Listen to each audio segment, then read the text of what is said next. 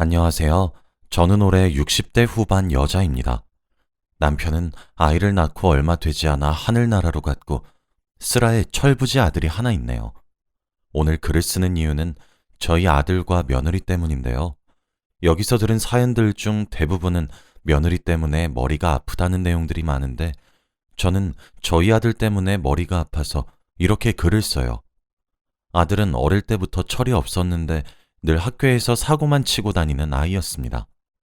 아이가 태어날 때부터 아빠 없이 저희 손에 자라서 그런지 늘 엇나갔고 반항했는데 저 혼자 감당하기엔 너무 벅찼기에 결국 손을 놓은 지도 오래였죠.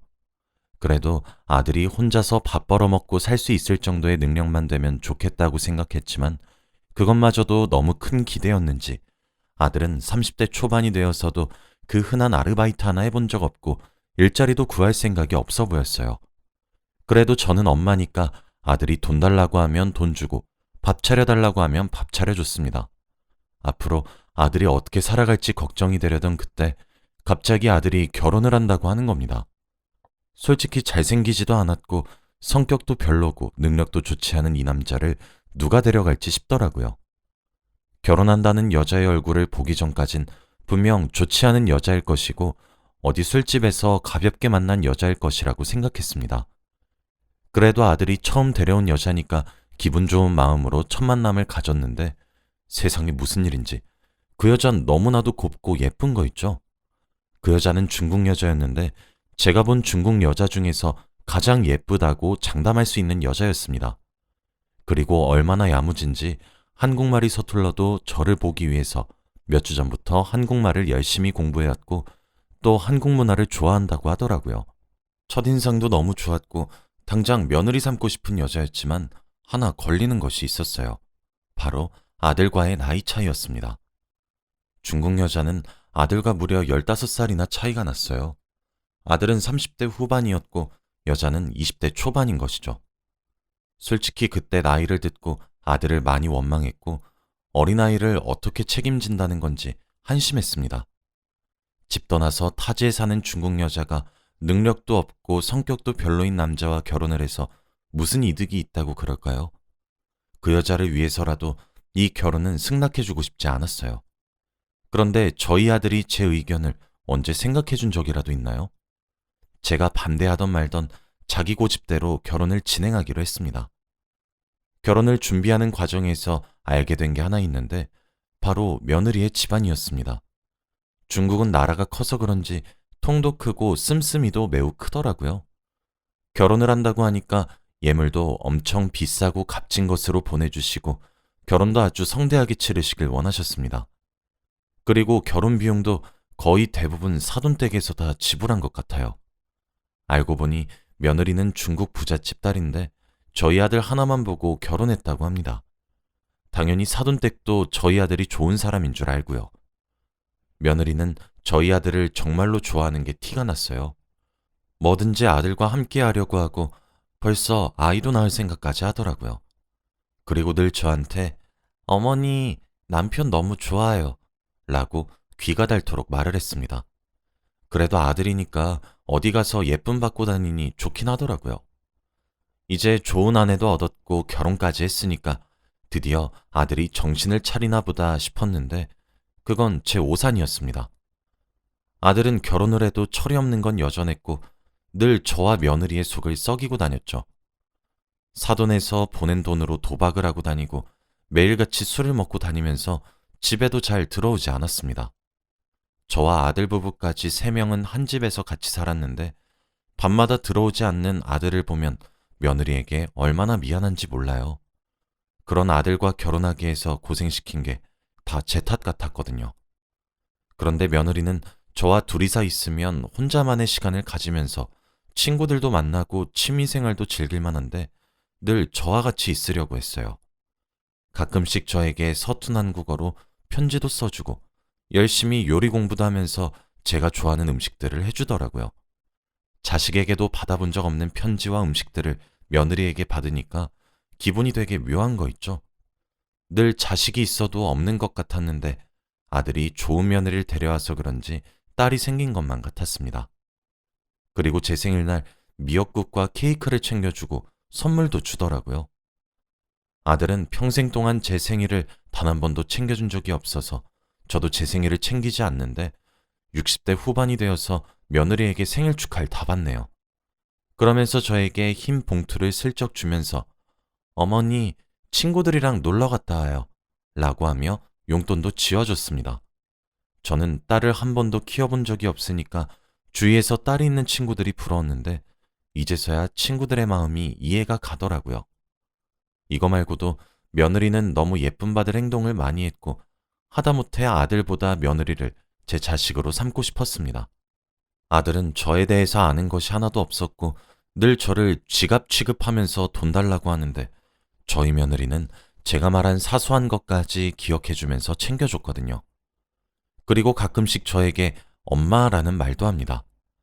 타지에서 기댈 사람이 아무도 없었는데 엄마가 생긴 것 같다면서 좋다고 했어요. 저도 이런 예쁜 딸이 엄마라고 불러주니까 좋았답니다. 아들은 집에 안 들어온 지 한 달이 다 되어갔고 저와 며느리 둘이서 생활했어요. 그런데 밥을 먹고 있는데 갑자기 며느리가 헛구역질을 하는 겁니다. 설마 하는 생각에 테스트를 해보니 임신이 맞았어요. 아들이 집 나가기 전에 생긴 것 같다고 하더라고요. 그래도 임신을 했으니 축하를 해주었고 아들에게 연락을 해보았지만 역시나 받지 않았습니다. 며느리와 저는 그날 너무 좋다고 하며 서로 부둥켜 안고 기뻐했어요. 저도 드디어 손주가 생긴다고 좋아했죠. 이제 며느리는 홀몸이 아니니 저도 집안일을 하나둘 하기 시작했고 며느리 보고 쉬라고 하면서 몸조리 잘하라고 했어요. 출산을 먼저 해본 사람으로서 많은 조언과 충고를 해주었습니다. 그렇게 몇 주가 지나고 드디어 아들이 집으로 돌아왔어요. 이제 한창 신혼인 부부가 왜 붙어있지 않고 그렇게 밖으로 돌아다니는지 아들만 보면 속에서 천불이 나는 것 같았죠. 우선 아들에게 임신 소식을 알렸는데 아들의 반응은 왠지 무덤덤하더라고요.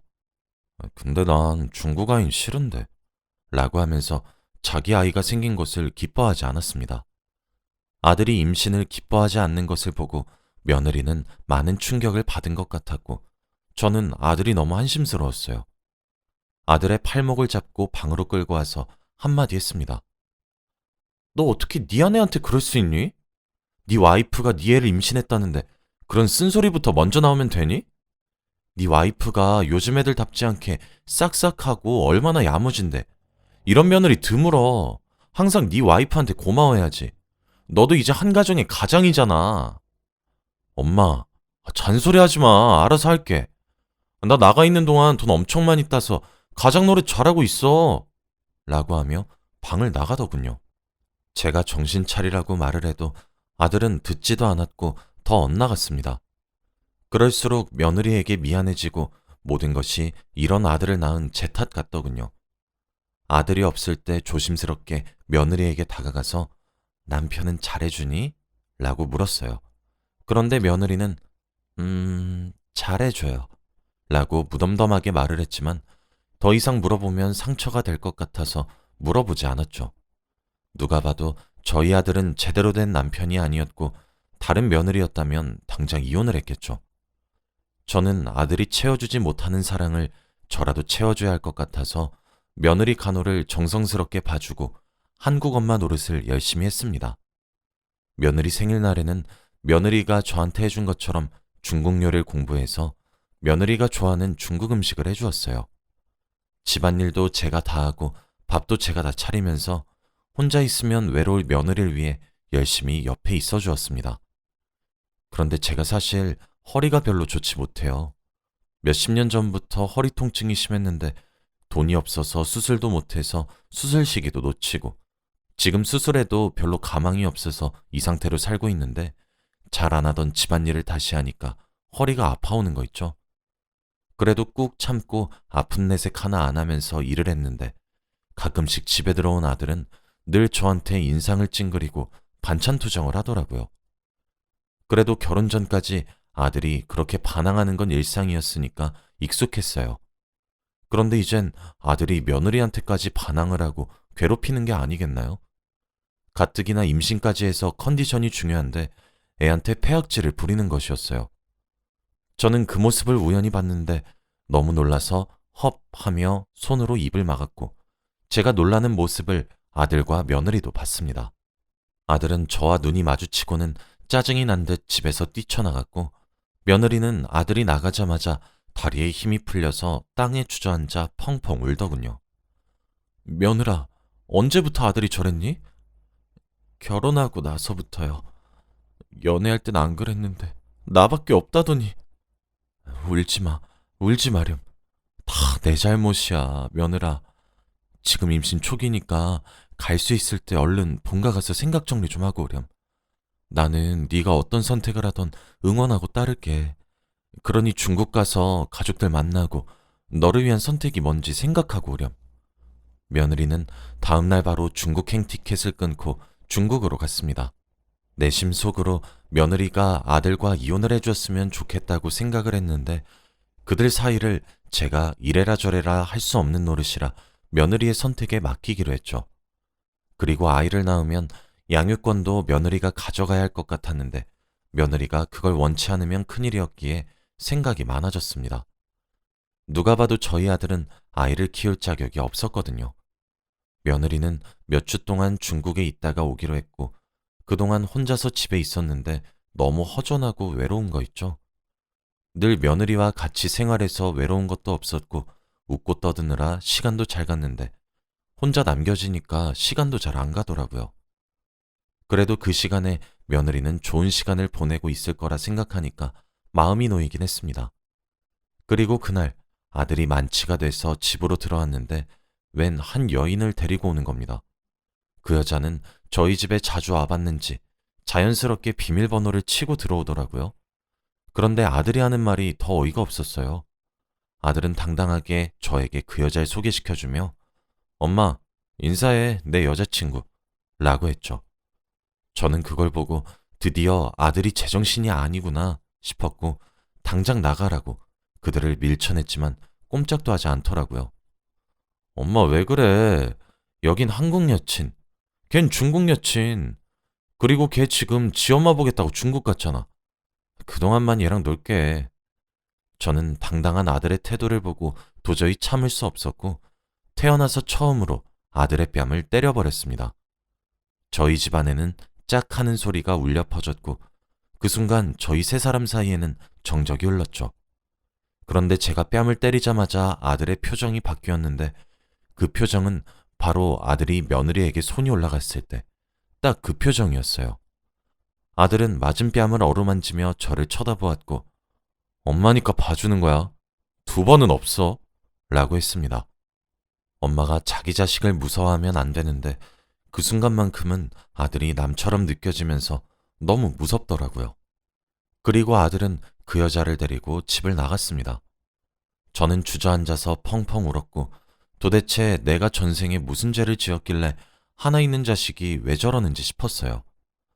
저만 내버려두고 먼저 하늘로 떠난 남편이 너무 원망스러웠죠. 그리고 아들의 불륜은 계속되었고 저는 그럴 때마다 네 와이프한테 미안하지도 않니? 라고 물으면 늘 아들은 내가 알아서 할게 라는 말만 했습니다. 제가 이 사실을 며느리에게 말을 해주고 싶었지만 아들이 남긴 두 번은 안 봐줘 라는 말이 맴돌았고 그렇다고 말을 해주지 않으면 안 될 것 같다는 생각이 들더라고요. 며느리가 돌아오기 전까지 한참 동안 고민을 했어요. 그렇게 며느리가 중국에서 돌아오는 날이 되었는데 저녁 비행기인지 오후가 되어도 집에 오지 않더라고요. 저는 며느리가 좋아하는 음식들을 차려놓고 며느리가 집에 오기만을 기다렸어요. 그런데 그때 전화가 울려서 받으니 여기 병원인데요. 며느리분이 위급해서 얼른 오셔야 할 것 같아요. 라고 했습니다. 혹시 며느리가 집에 오다가 무슨 일이 생긴 건가 싶어서 급하게 병원으로 달려갔어요. 응급실로 가서 며느리를 봤는데 수술을 당장 해야 한다고 하더군요. 그래서 수술 동의서에 사인을 하고 몇 시간이 넘는 수술을 기다렸습니다. 그동안 아들에게도 당장 병원으로 오라고 며느리가 위급하단 메시지를 남겼지만 역시나 아들은 전화 한 통도 없었고 오지도 않았어요. 그리고 의사 선생님께서 나오셔서 한숨을 푹 내뱉으시더니 조금만 늦었으면 정말 생명에 지장이 있을 뻔했습니다. 그래도 다행히 수술이 잘 되어서 산모와 아이 모두 건강하고요. 아이는 방금 제왕절개로 출산했어요. 예정일보다 많이 일찍 나와서 아직 병원에 있어야 할 것 같아요. 지금은 병실로 옮겼으니 얼른 가보세요, 어머니. 저는 의사 선생님의 손을 붙잡고 고맙습니다. 선생님, 정말 고맙습니다. 하며 감사 인사를 연신했어요. 그리고 병실로 가서 며느리를 보는데 중국 가서 많이 먹고 놀다가 온 줄 알았는데 살이 더 빠지고 홀쭉해졌더라고요. 너무 가엾은 며느리의 손을 잡고 일어날 때까지 열심히 병간호를 했습니다. 다음 날 며느리는 일어났고 그동안 아들은 역시나 연락 한 통이 없었죠. 며느리는 일어나자마자 어머니, 아이는요? 라고 물어봤고 상황 설명을 다 해주었어요. 그런데 갑자기 며느리가 울더라고요. 얘야, 울지 마라. 왜 울어? 어머니, 저 사실 중국 안 갔어요. 그게 무슨 소리야? 중국을 안 갔다니. 너 거의 한 달 정도 있었잖니? 며느리는 울면서 지금까지 어디서 뭘 했는지 저에게 말해 주었는데 정말 충격적이었어요. 사실 며느리는 저보다 일찍 남편의 불륜을 알고 있었고 증거를 모으고 있었다고 합니다. 저는 그래도 아들의 엄마니까 아들 편 들어줄 줄 알고 중국으로 간다고 거짓말을 하고 아들을 미행하며 불륜 증거를 모았다고 하더라고요. 그리고 저희 집에 그 여자랑 같이 들어온 것도 보았다고 합니다.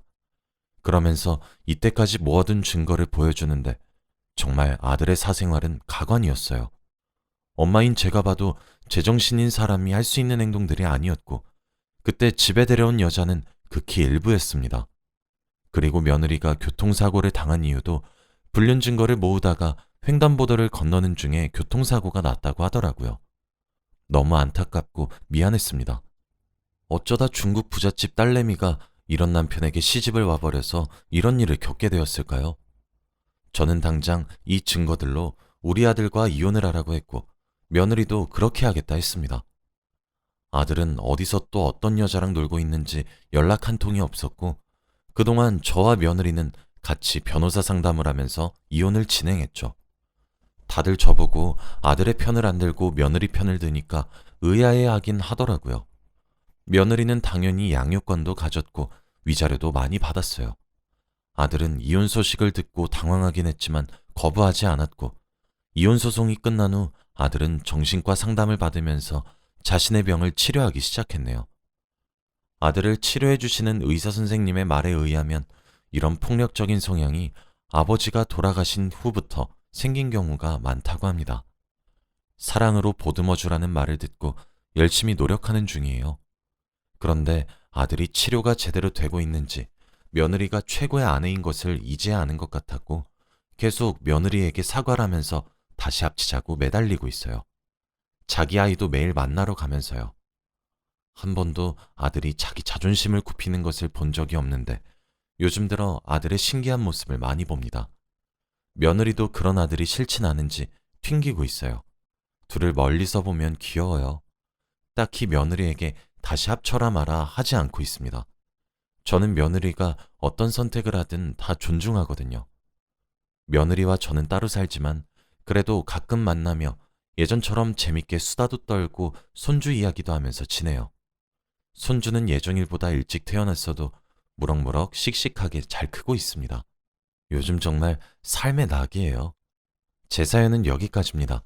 다들 며느리에게 잘 대해주세요. 들어주셔서 감사합니다.